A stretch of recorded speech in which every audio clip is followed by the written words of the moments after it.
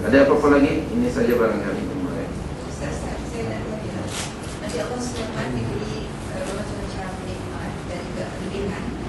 Tetapi dalam surah Al-Sad ayat 22, perlindahkan dia sedang saja yang mempunyai kerajaan yang lebih megah. Adakah dia berdoa ataupun dia berdakwah supaya tidak ada yang lain yang dapat kerajaan sempurna dia. Ya, ya. Nah, di situ para ahli tafsir juga mereka punya pandangan yang berbeza. Okay.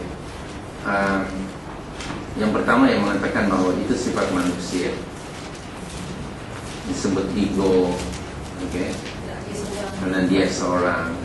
Itu yang pertama. Keduanya, ada juga mari pandangan dia tahu diri. Ada kemungkinan kalaulah manusianya bukan dia, maka mungkin orang itu akan menjadi abdul dunia, jadi abdul dinar, jadi abdul ringgit atau abdul dolar. Dia mampu. Karena Nabi Sulaiman dengan pangkatnya yang tinggi, dengan kekayaan yang luar biasa, dia tetap tawadhu, merendah diri. Dia tidak terpengaruh jiwanya dengan kekayaan dan pangkat. Hanya beliau yang boleh dengan izin Allah memberikan kemampuan seperti itu. Itu satu mukjizat yang Allah bagi pada masa itu. Memang khususnya pada zaman beliau, orang kaya itu menjadi apa, lambang ya, status sosial, dan orang akan respect. Anda perhatikan bagaimana Queen of Balqis ya, dari Sabah, bukan Sabah berenang, dari Sabah. Ya, dari Sabah itu. Dia nak menguji setelah mendapat surat melalui Hudhud, postman, bird ya, dari Sulaiman itu Hudhud. Lalu apa? Setelah bermusyawarah, kita duga dia Sulaiman. Adakah dia raja atau dia benar-benar seorang nabi? Kalau seorang raja, kita akan bagi dia berbagai hadiah. Dan ingat, raja akan mendapat hadiah mesti harga yang barang-barang yang mahal-mahal, imported semuanya. Okay? Walaupun dibuat di segambut tapi made in USA. Itu buat di segambut made in USA. Kita tengok kata Balqis, kalau dia raja mesti diambil, tapi kalau dia nabi, dia takkan ambil. Pergilah utusannya sampai ke sana. Sulaiman kata, apa yang Allah bagi kepada aku jauh lebih banyak apa yang kamu hadiahkan kepada aku. Baliklah kamu ke sana. Dan bila sampai ke sana, kata Balqis, dia bukan seorang raja. Ini menunjukkan yang namanya raja. Kalau Anda bagi hadiah, terima aja.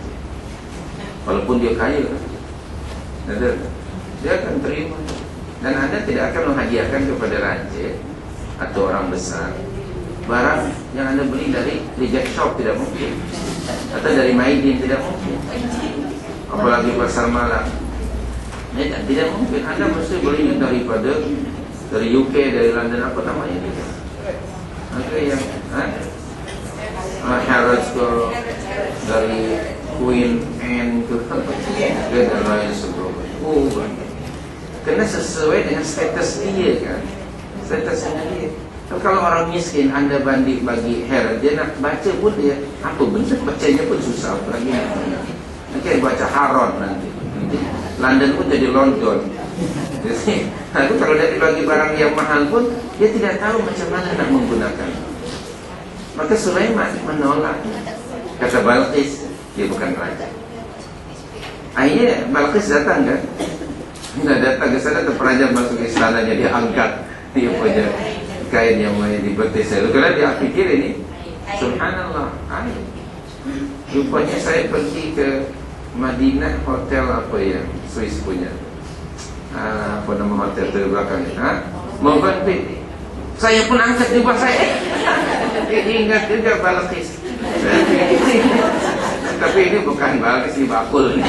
Saya pun Allah Movenpick, ada kawan yang kata jumpa di situ, dan kawan dia kata, saya kata ini saya ingat dengan Nabi Sulaiman punya. Sebab waktu saya di Madinah tak ada itu semuanya. Sekarang Masya Allah luar biasa. Itu baru di dunia. Apalagi Nabi Allah Sayyidina Balqis datang ke sana lalu dia beriman kan? Subhanallah. Jadi sekali lagi Sulaiman menggunakan kekayaan dan pangkatnya untuk berdakwah. Tapi jarang orangnya, makanya dia hanya dia seorang minta kepada Allah. Kenapa? Barangkali dia tahu dari ilham dari Allah bahwa kalau ada orang dibagi seperti itu kepadanya, most of them akan seperti Qarun. Ada surah yang sama, surah 28 ayat yang ke-78. Ada kan? Kisah Qarun itu dari ayat 76. Pada ayat 78 akhirnya apa? Fakhassafna biha wa bidariha. Lalu kami telan dia dan hartanya dengan bumi. Akhirnya memang surah 28 ayat 78. Ini karena memang manusia umumnya, jangankan kita macam Qarun ya, subhanallah, sedikit saja kita lupa daratan. Dan sifat tamak kita, walaupun kaya tetap kita ikut program mencari harta karun kan. Betul tak? Ini tamak manusia. Jadi betapa sebenarnya tidak sedikit orang yang maghrur dengan dunia. Susah nak bersyukur kepada Allah waktu kita kaya. Saya pernah bacakan kepada anda satu hadis ya. Kisah Nabi Nabi Yunus itu kan. Nabi berpesan kepada Ibnu Abbas radhiyallahu anhu. Di antara pesanannya dalam hadis 40 Nawawi. Ingatlah kepada Allah di waktu kamu senang, supaya Allah ingat kepada kamu di waktu kamu susah. Jarang orang kita ni masa sehat ingat pada Allah, jarang. Tapi waktu kita sakit baru, oh my God, kita sampai ada tune tersendiri. Ya Allah, panjang. Ya Allah, dulu mana ingat. Nah, kan? Dulu selalu kita peranjat Masya Allah, selalu Masya Allah. Nah, itu manusia, kecuali mereka yang dirahmati oleh Allah. Barangkali itu wallahu a'lam. Kenapa Sulaiman? Pernah juga Nabi SAW ingat, Nabi kan pernah diganggu oleh jin atau syaitan, lalu dapat menangkapnya, lalu dan diikatkan. Kata Rasulullah, kalau tidak kerana aku ingat permintaan saudara aku Sulaiman kepada Allah supaya jangan dibagi kepada yang lain, saya akan aku ikat jin itu di salah satu tiang Masjid Nabawi, supaya kamu di siang hari itu dapat melempari dia. Oke, jadi tapi Rasulullah tidak buat pameran jin, dibawa ke negeri 9 atau di Sya'ala. Na'udzubillah min dzalik. Nabi sendiri tidak mau begitu karena atas permohonan Nabi Sulaiman tadi. Okay? Kalau Allah menghendaki tentu saja. Nah, maka orang Melayu kononnya cari tiang itu. Mana tiang jin dulu? Yang ada tiang jin itu di Cina. Tiang jin beda. Ada orang yang mencari-cari mana tiang jin, mana tiang jin. Ya Allah, kita pun tak pernah dengar. Jauh-jauh dari Jakarta hanya nak ambil gambar dengan tiang dia. Kesian.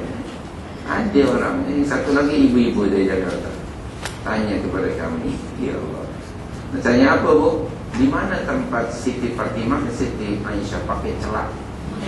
Dia sudah sedia bawa celak. Depan kami aja bu.